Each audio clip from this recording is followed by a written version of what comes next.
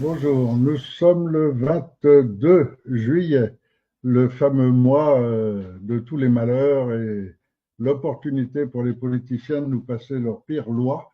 Et donc aujourd'hui sont passées les lois pour commencer à instaurer le crédit social. Donc à la rentrée, vous savez qu'il y aura la facturation électronique et maintenant, par sécurité, ils mettent en place aussi l'obligation de s'enregistrer officiellement et de justifier votre identité lorsque vous voulez entrer sur une plateforme Internet.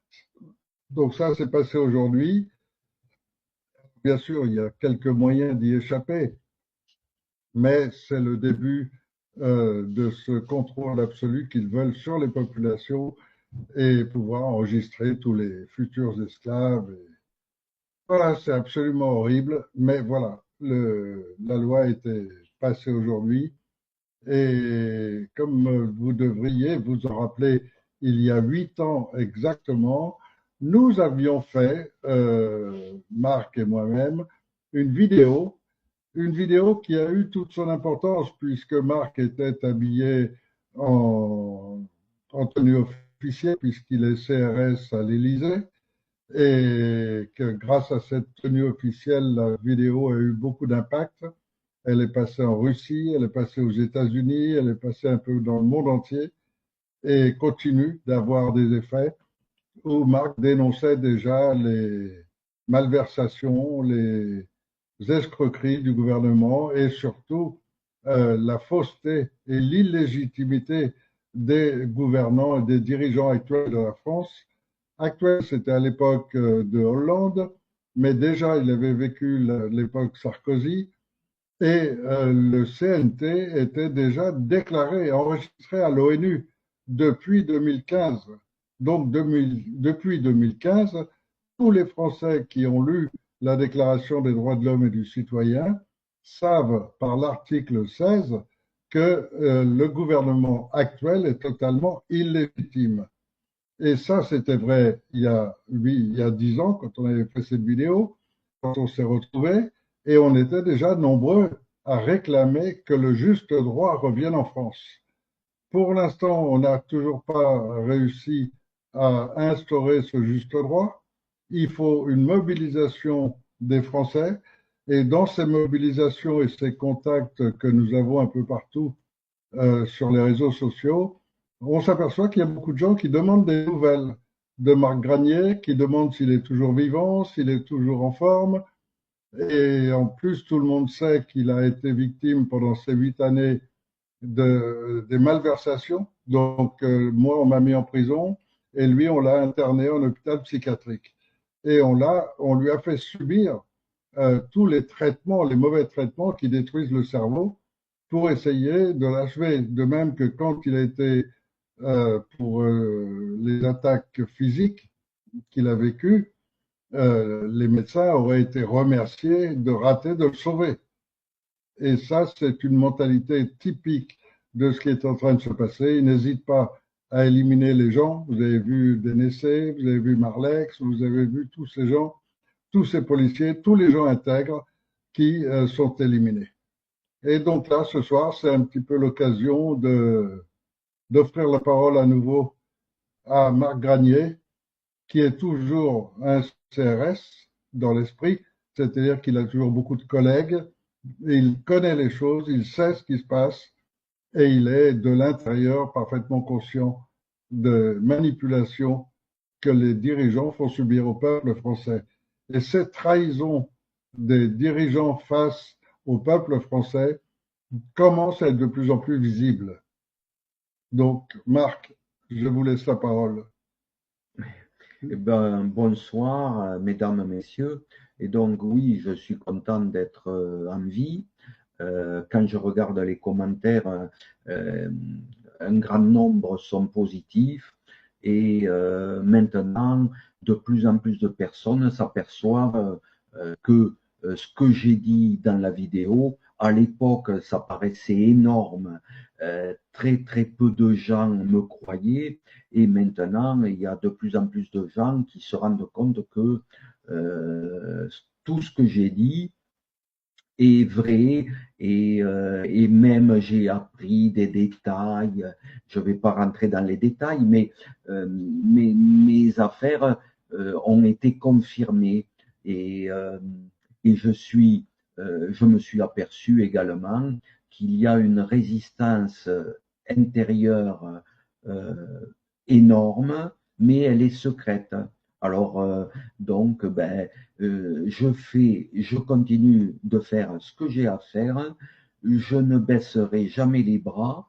Et si jamais il m'arrive quelque chose, comme je suis croyant, s'il m'arrive quelque chose, ça sera que le bon Dieu aura décidé que j'avais assez travaillé et que il était temps que j'aille me reposer. Et d'autant plus que je le dis plus souvent, mais j'ai été miraculé de nombreuses fois, et pas que dans mon travail, pas que dans mon service, également en moto. Et j'ai participé à de nombreuses courses d'endurance, de vitesse, de courses de côte, de rallye routier. Ma vie ça a été la moto, et j'ai été miraculé plusieurs fois en moto et plusieurs fois au boulot. Et merci mon Dieu pour être encore là et à continuer le travail. Et je suis heureux d'être loin, d'être seul. On est nombreux. Et Marc, quand même, Voilà. en moto, Oui. c'est pas souvent qu'on vous a tiré des balles à bout portant. Non, mais c'est un autre registre. J'ai participé à 19 reprises au Tourist Trophy sur l'île de Man. C'est une course très très réputée, mais elle est aussi très très dangereuse. Mais là-bas, je faisais attention, j'étais prudent, mais participer au Tourist Trophy, c'est comme partir à la guerre. On a beau être prudent, un soldat, il ne sait jamais s'il reviendra ou pas. Et là-bas, c'était le cas, mais je ne parle pas miraculé sur l'île de Man. J'ai chuté à des très très hautes vitesses. Euh, Certains, dans ces virages-là, se sont jamais relevés. D'autres se sont relevés paraplégiques. D'autres ont été des légumes. Je suis allé voir deux amis motards compétiteurs qui ne bougeaient que les yeux. Et moi, j'ai eu des graves accidents et je suis encore là avec mes pieds, mes jambes. Donc, vraiment, je peux dire merci, merci mon Dieu. Voilà, je crois vraiment que, que je suis protégé, et c'est pour ça que j'ai pas peur de continuer le combat. Et donc, je peux vous rassurer, il y a une résistance intérieure. Si jamais on n'y arrive pas, ça ne sera pas le fait de ne pas avoir fait ce qu'on avait à faire. On a fait et on fait ce qu'on a à faire, et on continuera. Rien ne nous arrêtera. Voilà. Et nous ne sommes ni suicidaires, ni d'aucune manière, Non, non, en mais plus en parfaite santé voilà. physique, en pleine forme, Alors, et donc il n'y a aucune raison qu'il nous arrive quelque chose. alors, je peux donner un détail, puisque beaucoup me disent oui, pourquoi tu es allé à l'ambassade de Russie? Alors, je suis allé à l'ambassade de Russie à 3 reprises. La dernière fois que je suis allé à l'ambassade de Russie, alors les 3 fois, c'était en 2016. J'étais à Bouve. Je savais que ça allait mal se passer pour moi, et je suis allé leur donner un dossier, et avec les noms de tout ce qui était impliqué dans mes affaires. Mais à la fin, euh, je pense que c'était l'ambassadeur, il m'a simplement dit, que devons-nous faire? Et je lui ai dit, c'est simple. Dès le moment où je serai, dès le moment où j'aurai quitté ce monde, que ça soit par accident, suicide, maladie, peu importe, dès le moment où je serai dans l'au-delà, parce que je crois dans l'au-delà, Dites au monde entier ce que la France, mère patrie des droits de l'homme, m'a fait subir. Et il m'a répondu, nous avons compris et nous nous sommes séparés. Et après, je l'ai dit dans différentes vidéos, je suis encore en vie grâce à Monsieur le Président Poutine qui me connaît par rapport au dossier que j'ai laissé en 2016. Voilà. Et je dis un grand merci à Monsieur le Président Poutine. Voilà.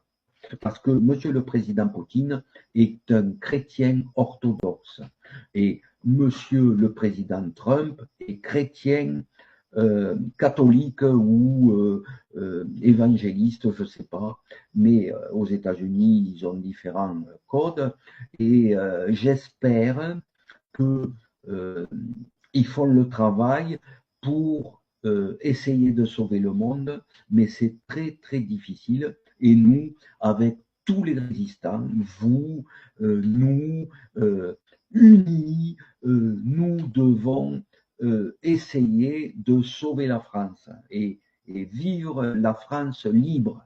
Voilà. Et j'espère que nous y arriverons. Mais c'est très très long et très très difficile. Et on a créé un Conseil national de transition que tout le monde appelle le CNT pour qu'on ait cet outil de ralliement qui permet que tous les mouvements puissent se joindre pour une France libre. Et la structure est prête. Le dernier point qui nous manquait, on l'a traité avec Maître Fortabat-Labattu il y a une dizaine de jours, qui consistait à établir une institution judiciaire qui protège nos enfants, qui ramène la sûreté dans nos rues. Et on a tous besoin de retrouver la paix. Et la paix et la liberté, c'est la devise de la démosophie, c'est le choix des gens humains qui refusent tout ce qui est inhumain, tel que les tortures. Donc un petit mot là-dessus. Vous avez sûrement vu les reportages qui apparaissent sur YouTube avec le centre de torture qui se pratique en Israël contre les Palestiniens essentiellement, mais pas que. Eh bien, Sarkozy, qui est l'un des chefs de la secte qui veut essayer de mettre en place le nouvel ordre mondial, rappelez-vous qu'au début de son mandat en France, il voulait rétablir le droit à la torture. Et donc, ça vous donne bien l'état d'esprit de ces gens-là qui sont tout à fait à l'opposé d'une civilisation chrétienne pacifique et qui évolue vers la civilisation. Alors que là, on est en train de revenir vers le droit barbare. Et c'est là où M. Poutine semble être l'un des derniers sur Terre, l'un des derniers présidents prêts à défendre ce texte extraordinaire qui a fait la France, qui est la Déclaration des droits de l'homme et du citoyen. Un texte exceptionnel dont le dernier article vient expliquer pourquoi tant de gens dénoncent le fait que les gouvernements de France, les dirigeants actuels sont tous illégaux. Et donc ça change complètement la manière de voir les choses pourvu qu'on en soit complètement convaincu. Donc lisez cet article 16 de la Déclaration des droits de l'homme. Il explique très clairement que la France est en train d'entrer dans le droit barbare, alors que nous sommes en faveur d'un droit de civilisation.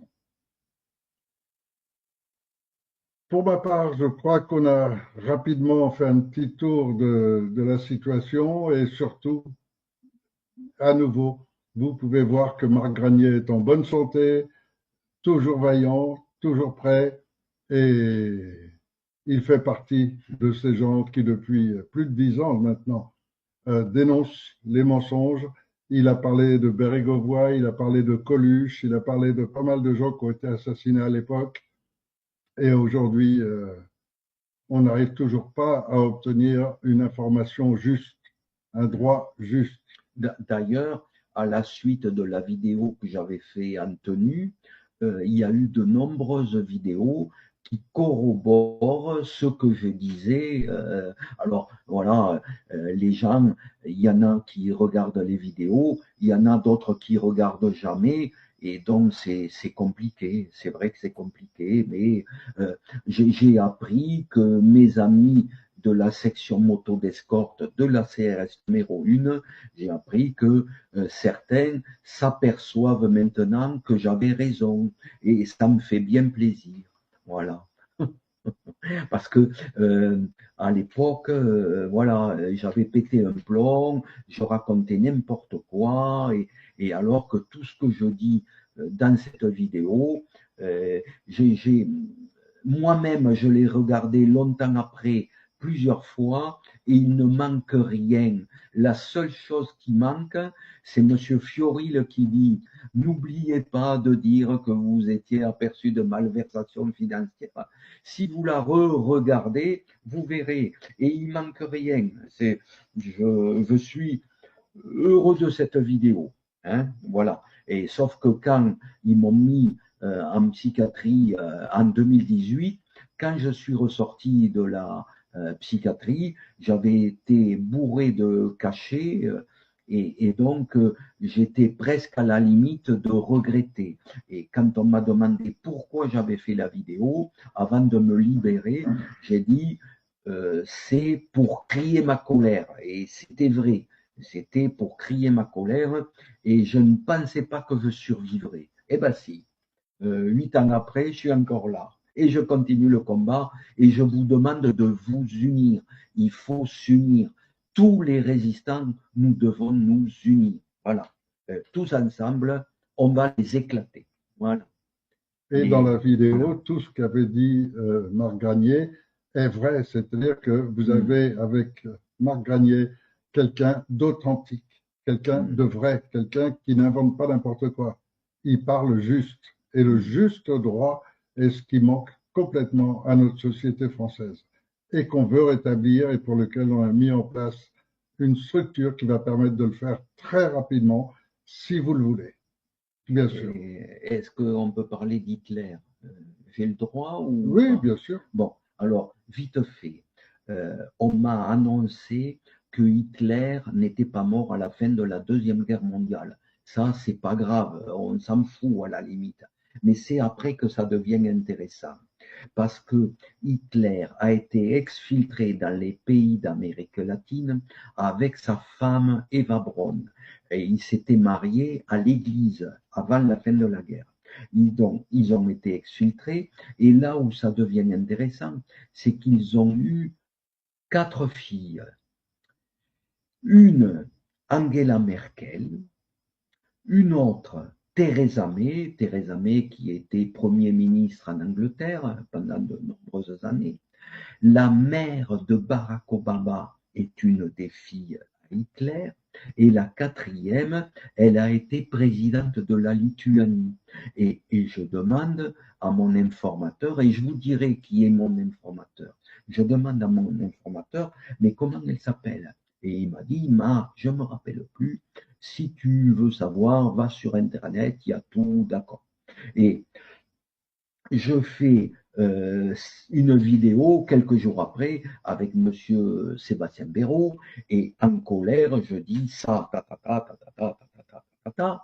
et le lendemain de la vidéo que j'avais fait avec Sébastien Béraud, il y a quelqu'un qui m'a envoyé sur mon Messenger qui m'a mis Marc, tu as raison, et il m'a envoyé tous les documents en photo qui prouve que ce que je viens de dire est vrai. C'est incroyable et ça prouve une chose, c'est que toutes les guerres mondiales ont été faites par les mêmes pour s'enrichir. Voilà. Et pour parler, puisqu'on peut parler d'Hitler, oui. Hitler n'est pas grand-chose lui-même sans l'appui des grandes puissances américaines. Et ce sont les Américains qui ont mis en place Ford pour lui fournir des tanks, etc. Les moteurs de camions. Moteurs de camions et autres. L'autre, c'est Opel pour lui fournir les moteurs d'avion. Ensuite, ITT pour lui fournir les produits chimiques et autres. Et IG Farben, qui était dans les principaux actionnaires. Et curieusement, curieusement, les lois qu'avait fait passer Rockefeller en Allemagne, en créant son premier institut eugéniste, avec les lois comme quoi il fallait supprimer les vieux, les inutiles, les malades mentaux, etc., sont maintenant passées en France. Et tout récemment, les politiciens français reprennent la loi d'Hitler et l'appliquent maintenant en France. Et donc, toutes les personnes d'un certain âge ont un risque énorme d'aller chez leur médecin traitant habituel, parce que si le médecin a été contacté la veille ou autre par le gouvernement qui lui dit celui-là, il faut l'éliminer, il a les papiers. Il a juste à remplir lui-même les papiers. Il n'a pas besoin de l'accord du patient ni rien. Donc, n'importe quel patient enregistré sur leur liste, ils peuvent le déclarer comme ayant demandé l'euthanasie. Et on pourra lui appliquer de force. Donc, voilà encore un exemple des mensonges gigantesques qu'on a subis sur cette guerre mondiale. Et bon, il y a tellement plus à dire. Il y a des spécialistes, il y a des historiens qui travaillent là-dessus. Qui savent tout ça. Qui savent un peu tout ça, qui savent le nombre de simples soldats allemands, qui sont les mêmes soldats que les autres. Et tous ces soldats allemands qui sont morts, abandonnés dans les camps de concentration américains, après la guerre. Et on les a enfermés là-dedans et laissés crever comme des chiens. Les vérités sont totalement différentes que ce qu'on nous raconte dans les écoles et partout. Et donc, il serait bien qu'on puisse récupérer rapidement notre souveraineté, car le peuple de France, légalement, est le souverain de France, et de disposer d'une chaîne de télévision, d'une vraie chaîne de télévision, de vraies informations. Le vrai, l'authentique, c'est ce dont le monde a le plus besoin aujourd'hui. Aujourd'hui, eux travaillent à ne faire que du faux, à fabriquer des outils Internet pour nous manipuler, pour faire parler des personnages qui ne sont pas eux, pour nous faire de l'IA.